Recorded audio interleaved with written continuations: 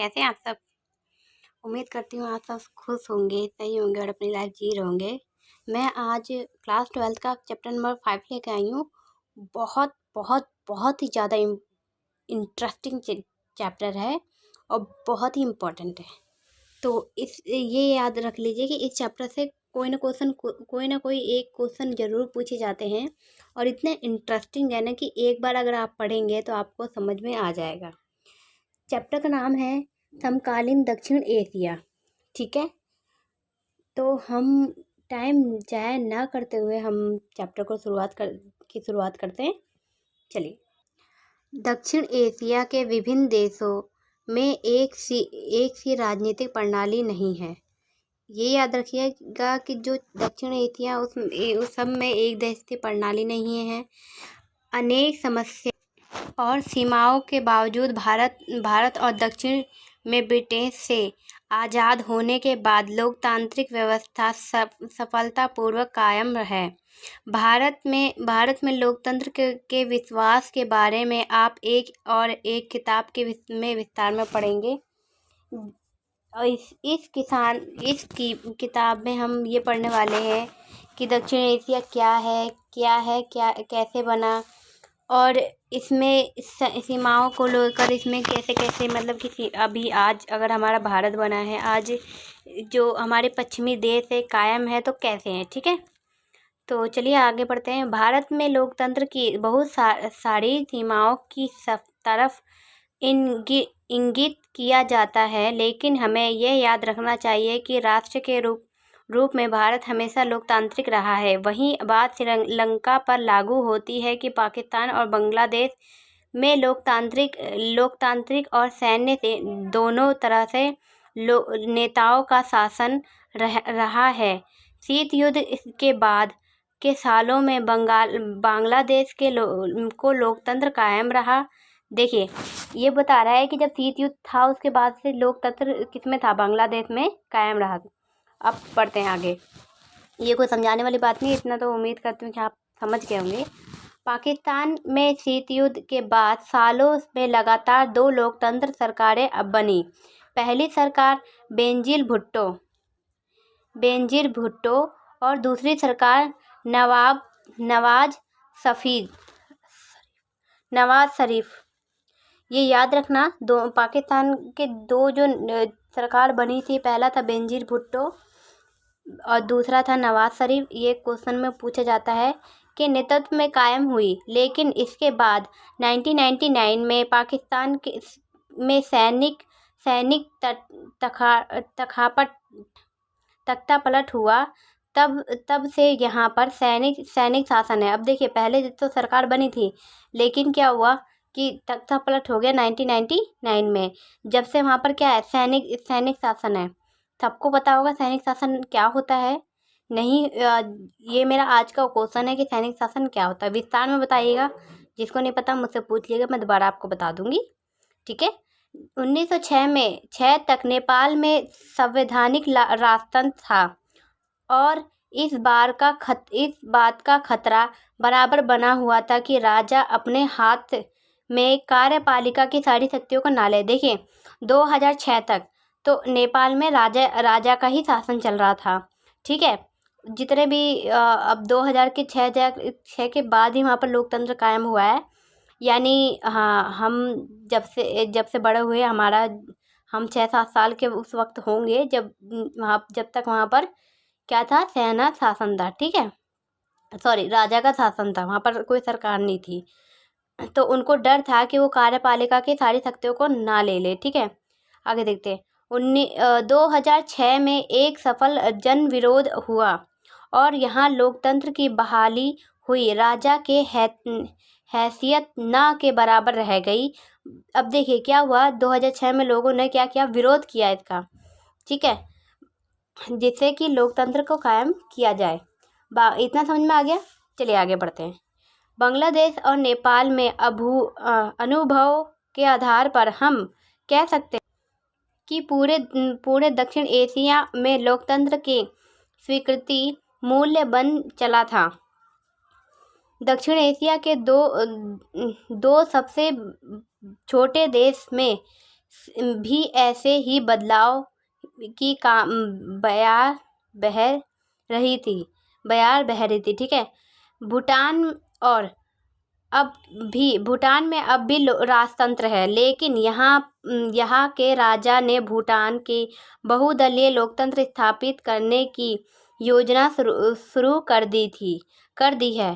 ठीक है। वहाँ पर अभी भी राजा शासन है, लेकिन वहाँ पर बहुदलीय लोकतंत्र स्थापित है। ठीक है। दूसरा द्वीपीय देश महाद्वीप। देखिए, अब पहला भूटान था, दूसरा क्या है, महाद्वीप। 1968 तक सल्तनत हुआ करता था। ठीक है। 1968 तक। 1968 में यह एक लोकतंत्र बना और यहाँ शासन का अध्यक्षात्मक प्रणाली अपनाई गई। अध्यक्षात्मक प्रणाली अपना गई। देखिए, एक छात्मक प्रणाली होता है, एक अध्यक्षात्मक प्रणाली होती है। तो यहाँ पर कौन सी प्रणाली अपनाई गई? अध्यक्षात्मक। ठीक है। 2005 के जून में मालदीव के संसद ने बहुदलीय प्रणाली को अपनाने का पक्ष में एक मत से मतदान किया। मालदीवियन डेमोक्रेटिक पार्टी MDP का देश राजनीतिक मामलों में दबदबा है। देखिए, मालदीवीय डेमोक्रेटिक पार्टी आई थी कब? 2005 में। 2005 के चुनाव में महाद्वीप में लोकतंत्र मजबूत हुआ, क्योंकि इस चुनाव में विपक्षी दलों का कानून मान्यता दी गई थी। ठीक है। इतना समझ में आया आपको? उम्मीद करती हूँ आप सबको समझ में आया होगा, क्योंकि ये इतना इजी चैप्टर है ना कि एक बार सुन ले इंसान तो वो उन्हें याद हो जाए। ठीक है। आगे बढ़ते हैं। दक्षिण एशिया में लोकतंत्र का रिकॉर्ड मिला जुला रहा।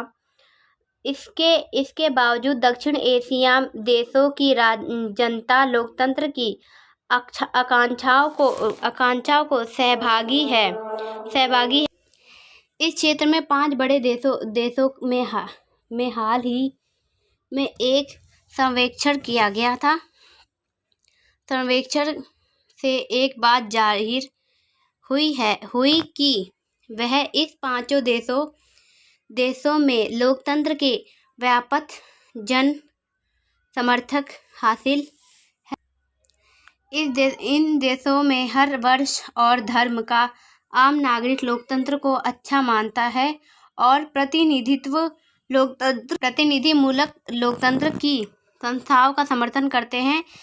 इन देशों के लोग शासन की किसी और प्रणाली को अपेक्षा लोकतंत्र को वरीयता देते हैं और मानते हैं कि इनके देश के लिए लोकतंत्र ही ठीक है। यह निष्कर्ष बड़े महत्वपूर्ण है, क्योंकि पहले से माना जाता रहा है कि लोकतंत्र सिर्फ विश्व के धनी देशों का फल फूल सकता है। इन लिहाज से देखें तो दक्षिण एशिया के लोकतंत्र अनुभव में से लोकतंत्र की विकल्पना दायरा बढ़ा दी। इतना समझ में आ गया आपको? चलिए आगे बढ़ते हैं। अब बात करते हैं पाकिस्तान की। ठीक है। पाकिस्तान में सेना और लोकतंत्र क्या है, पाकिस्तान में कैसे हुआ, ये सब जानेंगे इसमें।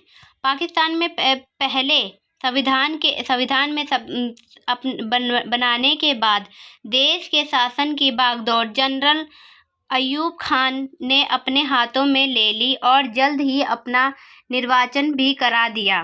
देखिए, किसने ले लिया? जनरल अयूब खान ने अपना निर्वाचन भी करा लिया, उन्होंने उसका बागडोर भी संभाल लिया। ठीक है। आगे देखते हैं। उनके शासन के खिलाफ जनता का गुस्सा भड़का और ऐसे में उन्हें अपना पद छोड़ना पड़ा। देखिए, जो वहाँ के जनता थी उनको उनका शासन पसंद नहीं आया, इसलिए वो क्या किया, उनके विरोध में उठ खड़े हुए हैं और उनको अपना शासन छोड़ना पड़ा। इतना समझ में आ गया? चलिए आगे बढ़ते हैं।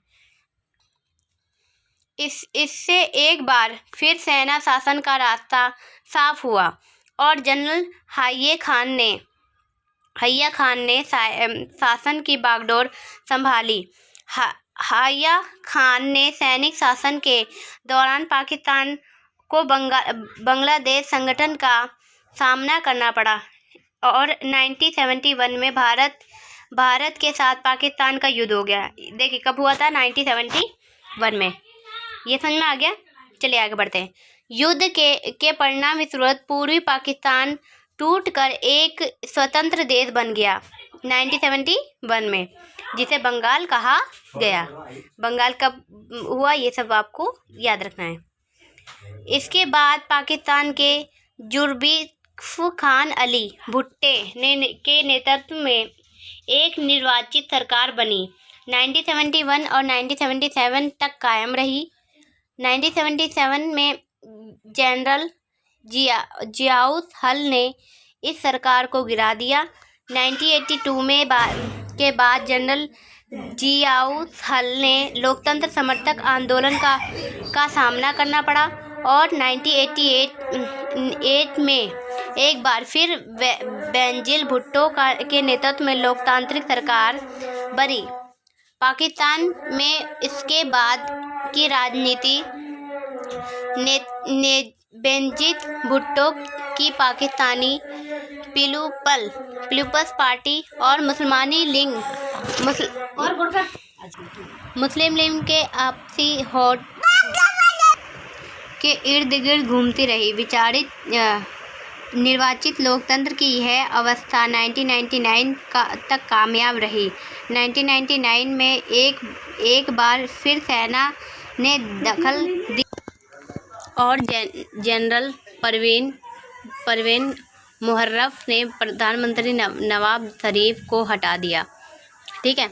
1901 में परवेज़ मुशर्रफ ने अपना निर्वाचित राष्ट्रपति के रूप में कराया। पाकिस्तान पर अब भी सेना की हुकूमत है और हालांकि सेना शासनों ने अपने शासनों को लोकतांत्रिक जताने के लिए चुनाव कराए हैं। ये याद रखिए, क्वेश्चन में जब भी पूछा जाए कि पाकिस्तान में कौन सा शासन अपनाया गया तो सेना शासन ही लिखना। 1 नंबर के क्वेश्चन में आता है, इसे लिख लीजिए, याद रख लीजिए। हमेशा इंसान कंफ्यूज हो जाता है और लोकतंत्र लिख के आ जाता है। सेना शासन याद रखिए, उससे 1 नंबर के क्वेश्चन में सेना शासन ही याद रखना। सेना शासन ही लिखा जाएगा। लोकतंत्र अगर आप लिखते तो वो गलत हो जाएगा। ठीक है। पाकिस्तान में लोकतंत्र के स्थायी न बन पाने पे कई कारण हैं। यहाँ सेना, धर्मगुरु और भूस्वामी अभिजनों का सामाजिक दबदबा है। देखो, पहला कारण ये है। इसी वजह से कई बार निर्वाचित सरकारों को गिराकर सेना शासन कायम हुआ। पाकिस्तान की भारत के साथ तनातनी रहती है। इस वजह से सेना समर्थक समूह ज़्यादा मजबूत है और अक्सर यह समूह दलील देते हैं कि पाकिस्तान और राजनीतिक दलों और लोकतंत्र में खोट है। ठीक है, इतना समझ में आया? इसमें कुछ खास नहीं था। उम्मीद करते हो आप समझ गए होंगे। राजनीतिक दलों के स्वार्थ साधन और लोकतंत्र की धर्माकोचड़ी में पाकिस्तान की सुरक्षा खतरे में पड़ेगी। इस वजह से ताकतें सैनिक शासन के जायज़ ठहराती है। लोकतंत्र को तो खैर पाकिस्तान में पूरी वजह से सफल नहीं हो सका, लेकिन इस देश में लोकतंत्र का जब्बा बहुत मजबूती के साथ कामयाब रहा है। पाकिस्तान में अपेक्षाकृत स्वतंत्र और साहसी प्रेस मौजूद हैं और वहाँ मानवाधिकार लोकतंत्र की भी काफ़ी मजबूत है। इतना समझ में आ गया? पाकिस्तान में लोकतांत्रिक शासन चले इसके लिए कई खास अंतर्राष्ट्रीय समर्थक नहीं मिलता। इस वजह से भी सेना को अपना प्रभुत्व कायम करने के लिए बढ़ावा मिलता है। अमेरिका तथा अन्य पश्चिमी देशों ने अपने स्वार्थों से गुजरते वक्त में पाकिस्तान को पाकिस्तान में सैनिक शासन को बढ़ावा दिया। देखिए, सब ने अपने स्वार्थ के लिए सैनिक शासन को पाकिस्तान में बढ़ावा दिया। ठीक है, इतना समझ में आ गया। इन देशों को अपने आतंकवाद से डर लगता है, जिससे देश की विश्वव्यापी इस्लामी आंदोलन कहा जाता है। विश्वव्यापी आंदोलन कैसे कहा जाता है, 1 नंबर के क्वेश्चन में आ सकता है। वैसे पूछा तो नहीं गया, क्या पता आप पूछा जाए, तो इसे याद रखना जरूर। इन देशों को यह भी डर सताता है कि पाकिस्तान को परमाणु हथियार कहीं इन आतंकवादी समूहों के हाथ से ना लग जाए। इस बातों से मद्देनजर पाकिस्तान को यह देश पश्चिम या दक्षिण एशिया से पश्चिमी हितों का रखवाला मानते हैं। इतना समझ में आ गया। देखिए, इस चैप्टर में कुछ नहीं है, इतना इजी चैप्टर है कि एक बार सुनने में आपको समझ में आ जाएगा। पहला बताया गया था कि जो नेपाल था उसमें 2006 में राजनीति आंदोलन जो है लोकतंत्र स्थापित हुआ। पाकिस्तान में सेना शासित रह गया और इसकी जो प्रेस है वो बहुत ज़्यादा मजबूत है इस देश की। और ये भी बताया गया, इसमें विश्वव्यापी आतंकवाद, इस्लामी आतंकवाद क्या है वो भी बताया गया है। तो ये सब आपको याद रखना है। हम नेक्स्ट पार्ट में इसमें बांग्लादेश पढ़ेंगे। जो नेक्स्ट पार्ट आएगा जो बांग्लादेश है वो बहुत ही ज़्यादा इंटरेस्टिंग है। आप पढ़ेंगे ना तो आपको यकीन से बताती हूँ वो एक बार में याद होने वाली चीज़ है, इतना इंटरेस्टिंग है। इससे ज़्यादा इजी चैप्टर आपको पूरे चैप्टर में नहीं मिलेगा। हाँ, सेकंड बुक में मिलेगा, लेकिन इस बुक में नहीं मिलेगा। मैं इस बात गारंटी के बाद देती हूँ। ठीक है, आपको इतना समझ में आ गया। मैं आपको उससे इजाज़त लेना चाहूँगी और नेक्स्ट वीडियो में आपको मैं नेक्स्ट पार्ट में बताऊँगी जिसमें बांग्लादेश के बारे में बताऊँगी। तब तक के लिए मुझे इजाज़त दीजिए। अगर ना समझ में आया कोई भी चीज़ तो एक बार दोबारा रिपीट कर ले, दोबारा वीडियो को देख ले, और फिर भी ना आए तो मुझे कमेंट कर दे। और आप सब खुश रहिए, दुआ करूँगी कि आप सबके अच्छे नंबर आए। तब तक के लिए बाय।